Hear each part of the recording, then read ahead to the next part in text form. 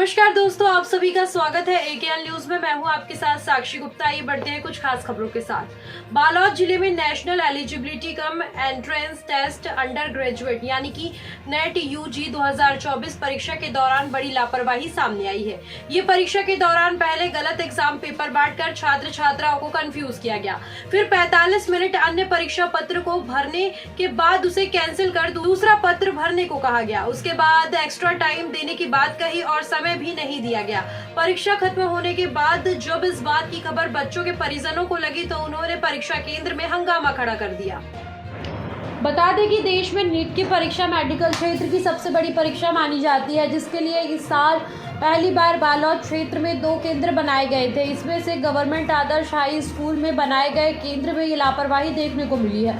परीक्षा हॉल से निकले बच्चों ने शिक्षकों के ऊपर गंभीर आरोप लगाते हुए कहा कि हड्डियां टूट जाती हैं, पढ़ाई करते करते पैसे खर्च हो जाते हैं, सुबह 3 बजे तक पढ़ते हैं, उसके बाद यहाँ पर इस तरह का रवैया किया जाता है जिससे हमारे भविष्य के साथ खिलवाड़ किया जा रहा है।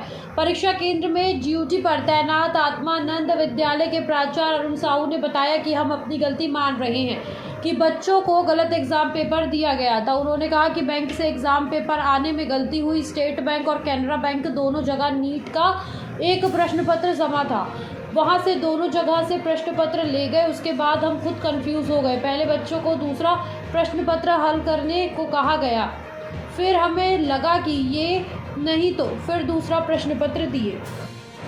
परीक्षार्थियों और उनके परिजन दोबारा परीक्षा कराने और दोषियों के खिलाफ एफआईआर दर्ज कराने की मांग पर अड़ गए हैं। भारी हंगामे के बीच मौके पर पहुंची पुलिस टीम परीक्षार्थियों का बयान ले